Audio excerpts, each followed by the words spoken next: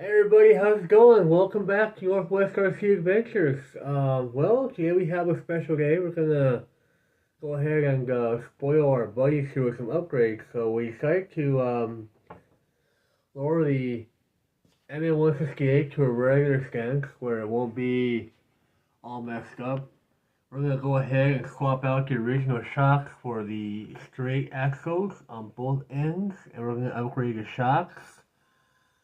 We'll be having metal drive shafts, so we're going to be doing all that to the MN168. So we're going to make it look more scale. That's the idea there.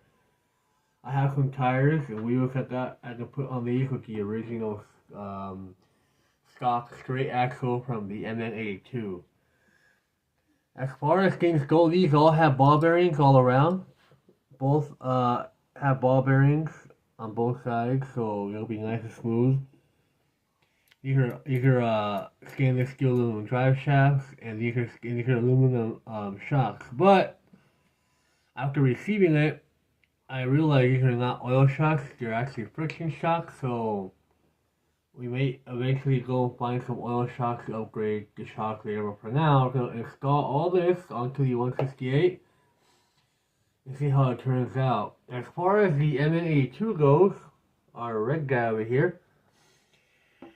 Not much will be done, just a couple things here and there. We will be upgrading the steering link here. We'll be adding a steering link in the front, and we'll be adding metal drive shafts. These are actually oil shocks. I did put oil in them. They're ready to go for this guy. And these are just bits and pieces that will be added to the front to be able to fit these shocks on there, because you can see, normally, they have these larger holes that go directly onto the frame, like the MN82 and this one. MN168, and the MN82. Now these are already like that because the clip is already in there. You just clip on to the mount and they just kind of stay there. So this will give me the ability to upgrade and change shocks if I wanted to in the future, because they will already be upgraded to the point where I can just swap out the Enduro shocks or any other kind of shock compared to where we have it here. So yeah, it's pretty basic. This front, pretty much the whole entire front end is going to be upgraded with stuff, and then just the drive shaft will be metal on this one. We're going to go ahead and start with that one first, it's easier, and then we're going to move on to the MN168, which has a lot more stuff I got to add to it. So, just so you all know, we'll be running these as they are with the new upgrades, so if we're done putting them, hopefully we'll have time to do that today. If not, we'll find another day to do it. But as far as things go, we're going to go ahead and start. And we're going to go ahead and kick out the bodies. And bring back the chassis as they are with nothing on top. And we're going to start working on them. Right back. Thank you.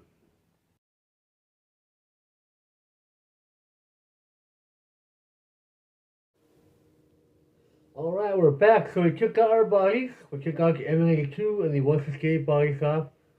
We have bone stock, plain chassis. So just real quick before I start doing all the upgrades, I want to show you the differences between the MN168 and the MN82. You can see here, our MN82 is pretty basic, nothing too crazy about it. It comes with a basic ESC and receiver combo. So to do that, you gotta buy a whole ESC receiver combo. So what I did to upgrade it earlier this year was to add the FMS ESC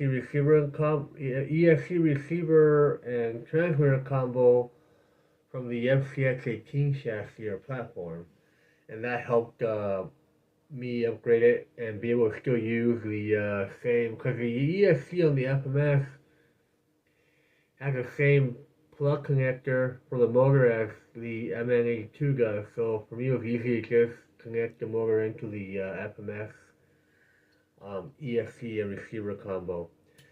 So it's pretty basic, waterproof, everything works perfectly fine, no problem. So that's a good thing, and it also helps the modulation a little bit. Definitely handles a lot better now after with the new ESC receiver combo. Now, as far as the MN82 goes, this is completely different. It comes with the ESC and a receiver, so it's not all combined, so you get one and the other. So you get one ESC and one receiver on this side. So Upgrades are a lot easier for this one than it would be on the MN168 because of all the stuff it comes with and the connectors and all that. Unless you're really good at like soldering and doing something, that's going to be a problem if you use any upgrade you want for this one. But for me, that I'm not expert at a lot of stuff. I'm still learning. For me, it's easier to just swap out the FMS ESC receiver combo directly onto the MN168, so it's a lot easier. But in this case, it has a receiver and an ESC, so you want to upgrade the ESC for whatever reason and keep the receiver. You still can. Should be easy swap. Just make sure everything works and is connected properly. So it's definitely more upgradable than the MN168 is, as is. Also, the differences here is the chassis. There's all plastic, and there's metal or aluminum, and it's pretty heavy and hefty. So it's definitely more of a heavy-duty type chassis compared to the MN168. Regardless, though, the MN168 works just fine as is, and so far it's been pretty good. Besides whatever things have broken recently, like the drive shaft lost a screw, so I couldn't drive it no more video, so I had to stop using it. But other than that, it runs perfectly fine, no problem. It handles really well as is. As far as the MN168 goes, I like that it has portal axle, but it seems to come out like a giant wheels that it's got. It looks a little off and weird, and just not a fan with giant bulldozer looking wheels on the regular scale rig. So I decided to go ahead and lower the stance, remove the portals, and go back to the straight axles. They're actually for the MN168. As far as that goes, a direct swap. So you want to remove the portals and lower it down to a more scale stance. You can definitely swap out the portals for the straight axles for the MN168. Everything's the same. The links, everything connects the same, so everything should be pretty easy. I hope. We'll see how it turns out. So we're gonna go ahead and move our MN168 to the side. We're gonna bring in our MN168. We're gonna start taking it apart and putting stuff in, and we'll come back when we're starting to do the build, so I can show you guys how everything goes. Thank you.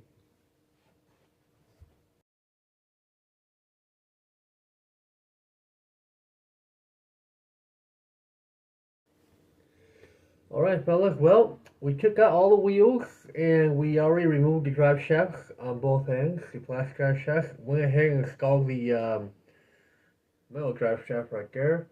It's a pretty easy install. It's a quick swap out, nothing too crazy. It's hard to remove these than it is to add those on, because these don't have a lot of flexibility. They're pretty tight. So you have to kind of press down and push the pumpkin back a little bit to be able to pull it out. In this case, for the metal ones, they just slip right in. And they're D-shaped, so there's a flat end and a round end on each drive shaft end, or like right on each end of these. So just make sure you get them nice and straight from both ends. Make sure they match front and back, because if you're not, you're gonna have some weird wonky driving. So make sure they're straight and that they're fair. They're not off or one side here, one side on the other. Just keep that in mind. It's really important. So okay, so we add the rear drive. So go ahead and add the front. I'm gonna show you guys how I do it, just so you guys have an idea of how it works, really quick. And then from there we'll move on to the suspension. Okay. Alrighty, then we're gonna go ahead and start. So basically, here's your drive shaft right here. It doesn't come apart. It's kind of attached with a little bar across it, so it doesn't separate. But it's very small, and it stretches out quite a bit. So yeah, it helps install it easier without too many problems. Now remember, there's a flat end and a round end on each side of the got your transmission end coming out this way, and then you have your shaft end coming out of the pumpkin. So what I'm going to do basically is just to make sure I have a flat end facing me. That way I can install this and use our grub screws right here. These grub screws are 1.5 millimeter. So you need a 1.5 size driver to put your grub screw into the drive shaft. We're going to go ahead and install the drive shaft. We put the flat end on our pumpkin here. We're going to try and match the same end of the transmission to the pumpkin. Make sure it matches properly so they're both true on both ends. Alright, so here we go. So our end over here, pretty easy. Just make sure you get there, and then you get your grub screw and you put it in. I recommend for Loctite if you have any. I don't think necessarily they go pretty snug, but if you have Loctite, I'd probably go ahead and put the Loctite in there just in case your grub screw wants to come loose at some point when you're riding your truck on the trails. Nice and tight, as tight as you can. Alrighty, you see there? It's really nice, works really well. We're going to go ahead and install, try and match the flat end of the motor to the flat end of the pumpkin over here.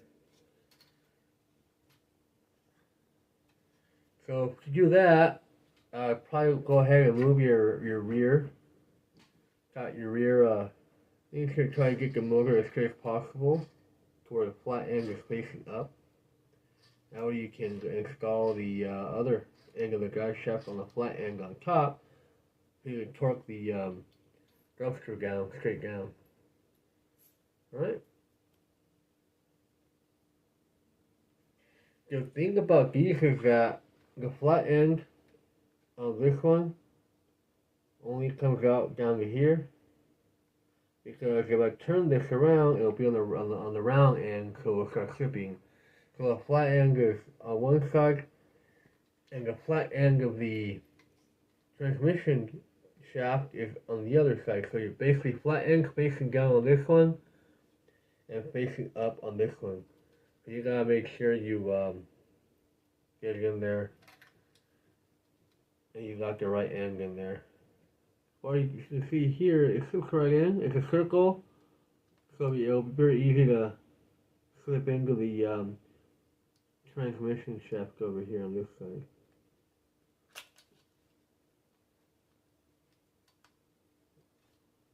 Alright, there we go, it's in.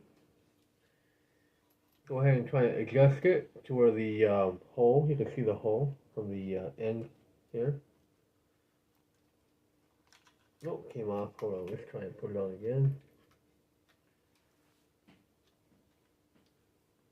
We had it in there nicely, but I just went pulled out a little too much.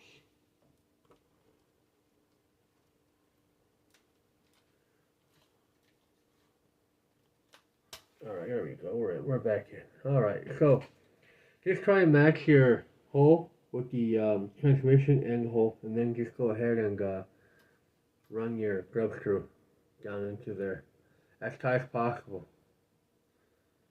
I'm going to go ahead and do that. Nice and tight. Got a nice and tight over here. There you go, you got both your drive shafts. You work just fine on both ends. No problem. Alright. That was easy. It's a really easy swap. Just make sure it's true to where it's not like all out of whack. So I'm going to go ahead and start with the suspension. I'm going to take one off to see what it looks like, and I'll come back and I'll show you how I did it. I'll be right back.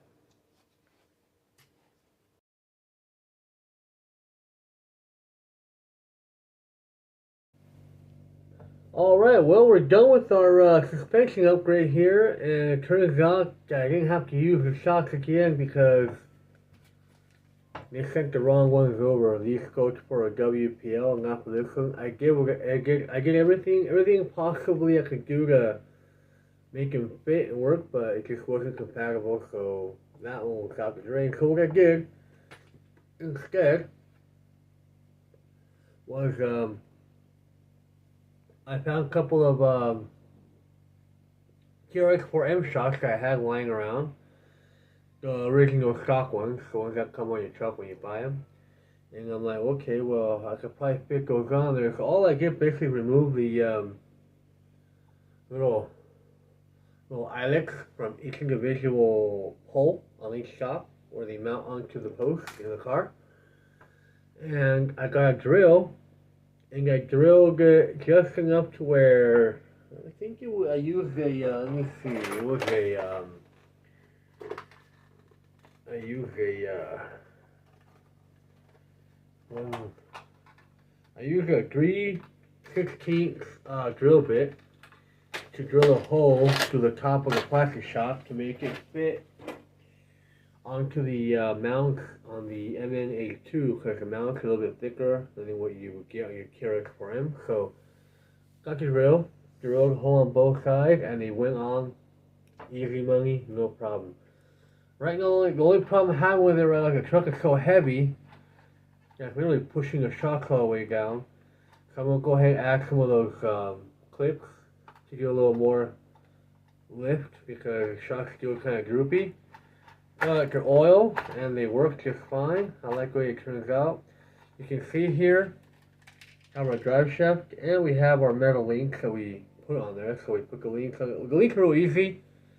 It's a swap on and off kind of situation, nothing crazy. Just unscrew it, put it back on, and strap it onto the servo, and it's fine, no problems.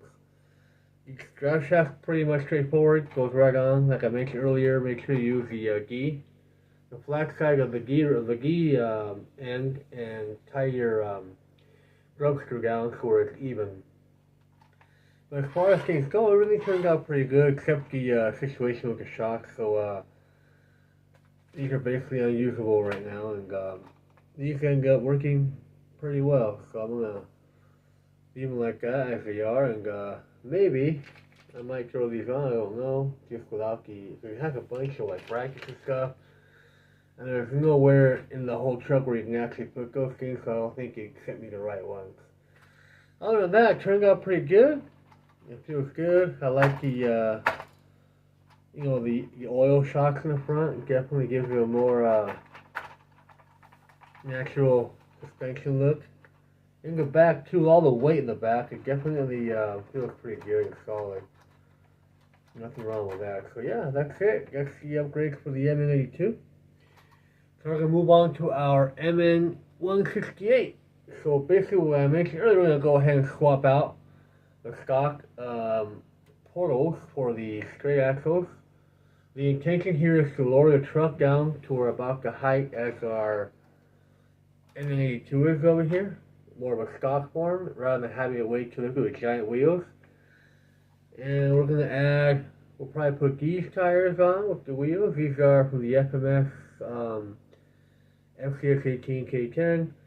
I do have an adapter that goes on the Axels here to be able to put these tires on. They're about the right size where I like them to be on a tow scale vehicle, or these 6-screw wheels that are from LGRC. These are from their Unimog that he put out a year ago, I think. And yeah, that one, these are pretty good tires as well, so we might end up putting either these or those on the Range Rover once you do the whole swap out.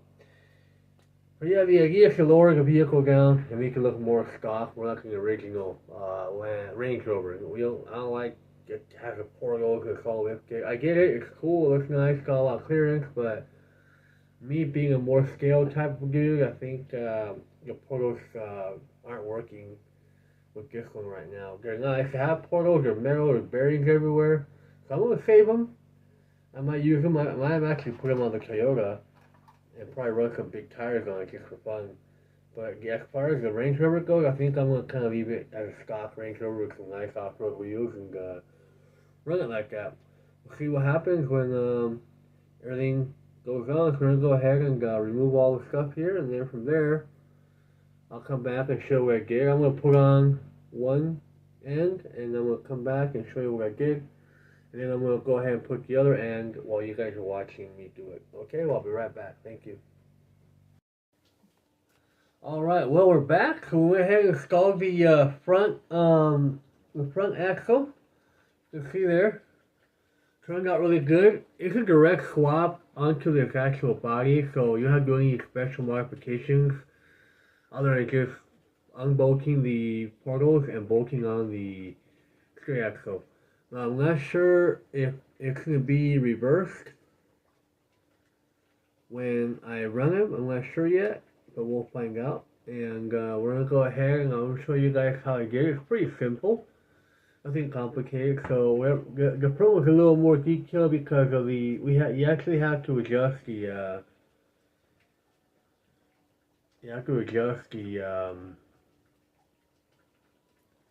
you call the links here, the steering link. So you gotta kind of mess around with it and make it even to the other one. So as you can see there, that's how it turned out.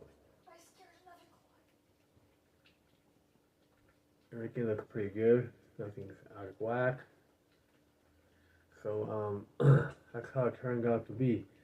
It's very nice. These are all bearings in here. By the way, there is a bearing that comes that you put in here before you actually put the drive shaft on. It's really tiny. Right there, it's very small. So make sure you put that bearing into the actual thing here before you actually go ahead and put the drive shaft on, or else it's going to be really sloppy and really wobbly, and it'll probably get hung up, or the gears won't be running properly because the bearing keeps the shaft straight from moving around while you're driving your truck. Alright, I'll go ahead and kick off the rear and show you how easy it is. It's pretty simple. I already took the shocks off, you can see.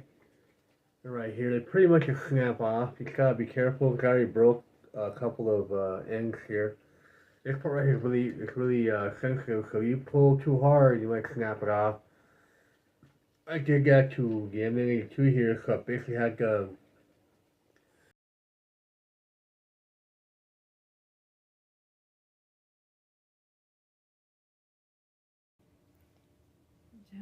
Hey, well, sorry guys, the camera cut off when I was about to remove the rear portal axle.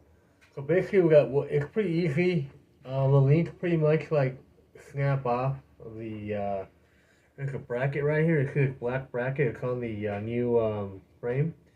That one's actually on top of here, and this is where your upper links go on to here, and your lower links go down to here. So basically, you have to remove this bracket and remove it from here and put it onto this axle, so you'll be able to mount your shocks and your links. So it's really important that you take it off, or else you won't be able to do anything with it. It's just it won't work. So you gotta make sure you remove this. It's pretty easy. Only 4 screws. Nothing complicated. This one is pretty much exactly the same. Everything's exactly the same as it is on the portals here. Nothing really changed. But you do gotta remember to remove the bracket and put it on top of the new frame here. That way you can mount your shocks. Now, if this had leaf springs, then we don't have to worry about that because the leaf spring will be going under here. So, as I mentioned earlier, just don't forget to take this guy out. Now, as far as the bracket and everything goes, it's pretty solid. It works really well. So this will give you the ability to mount your shocks and your links. Just remember to put that on there. Also, another reminder that there's a bearing that goes back here, just right over here. Make sure you put that bearing on before you actually do any more work into it or put your drive shafts on. So if not, then the bearing is your drive shaft will be all sloppy and moving all bad and out of whack. Just keep that in mind. Alright, so the bearing's in. Alright. So to put it back on, it's pretty much the same way you did when you took your portals off. Everything goes mounted the same. So basically, here's your bracket here, and here's your top links. It's going to go on the top here. You can snap on. So you hear that? On each end. Okay. Look at your upper links, and your lower links pretty much go right in there. You slip right on both ends. There you have it. You got your front, lower, and upper links already installed on the trunk. You can see there. It's pretty easy, and it's direct swap, which makes it easier, much easier, much funner, and much easier to deal with. After you do that, you go ahead and install your shocks. We have these upgrade shocks, but they're not really upgrades. These are actually I got their oil and ordered them, but they're not. They're actually friction. So I went from oil shocks to friction. But the reason why I'm doing this because one of the shocks that came in the truck, one of the original shocks in the back, broke. So there's nothing to hold it basically. It's just on there, and every time I run my truck and take a weird angle or really articulate, that shock will come right off of place and just it's not good. So you see how easy it came off. So these are not good anymore. So I took them off. I didn't want to, but I tried to fix them, but it just wasn't working out. So I'm gonna have to deal with these guys for a little while until I actually order a set of oil shocks. But for now, we're gonna install these and run it as is until we get a nice good set of oil shocks and put them in the back. Two of the four shocks that came in the truck were broken, they weren't working, and two of the the other two were in good condition, so I put them in the front. In case we need them. I put these a little bit firmer in the back because the trucks have weight on top. The back is a little bit heavier.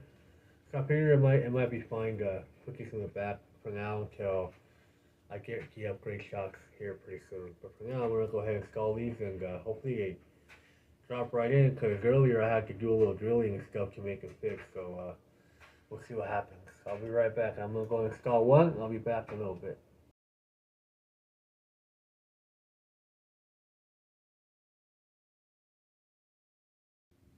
Alright, well we're back. So we went ahead and installed our right rear shock over here.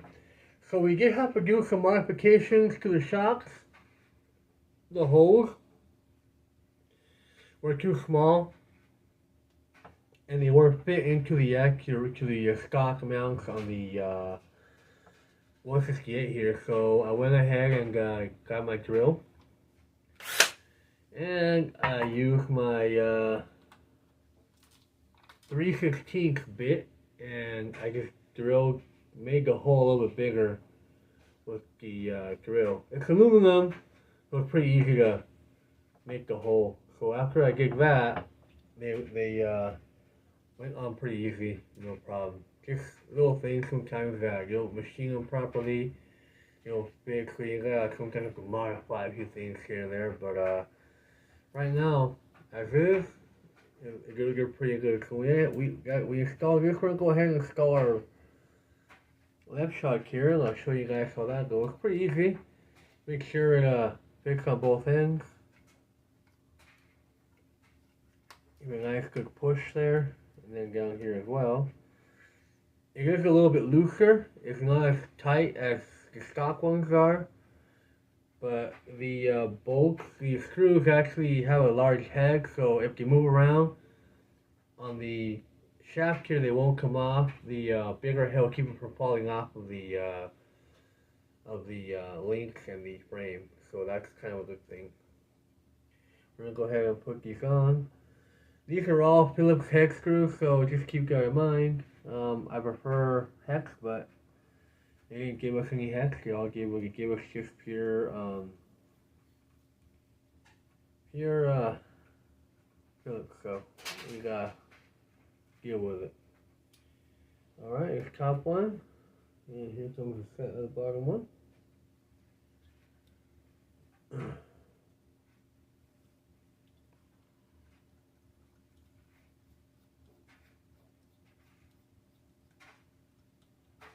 Alright, that's it. Pretty easy as that. And now we have a lower center of gravity in our rig. Pretty excited to see what happens when we run it. We're going to go ahead and put it back on the body. It will be right back in a couple minutes. Thank you.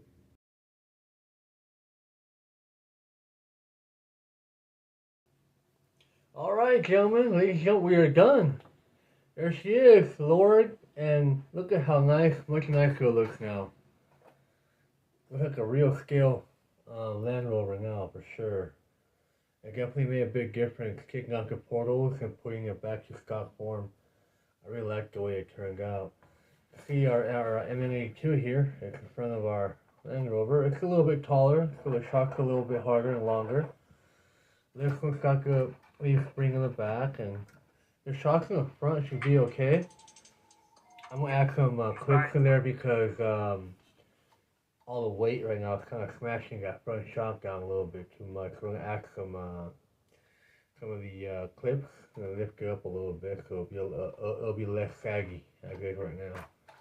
But oil shocks in the front, and this one's oil shock front only. The rears I put the friction shocks because two of the 4 oil shocks that came on this rig when it was new were broken, so I didn't have any replacements for it. And I thought the ones that I ordered were oil, but they were not. So we're going to mess with them right now a little bit as they are until I get an actual set of oil shocks. It might be another week or two by the time I get them over here. But as far as things go, definitely got a little bouncy back there compared to the front. You can see that. So we'll see what happens. I don't really like the way it feels, but it's lowered, and that was the whole plan. The whole plan in the first place, put it back to regular stance. Jeez.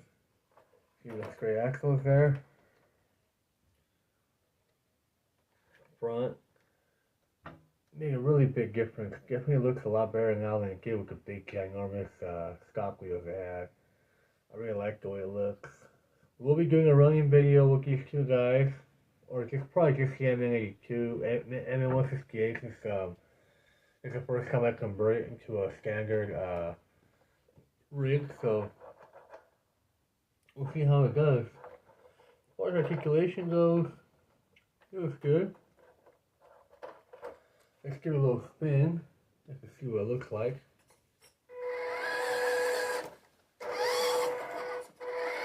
Yeah, big difference. It's much more scale now.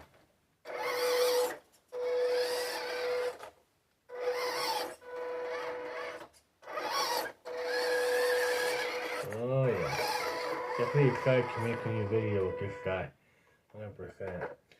Yeah, so that's the end result. So what do you guys think? Definitely looks a lot better done it with the original looking stance and everything. I think it looks good as well. So some running video coming soon with the Range Rover over here. See how that turns out. And we're gonna go ahead and show you guys our MN168.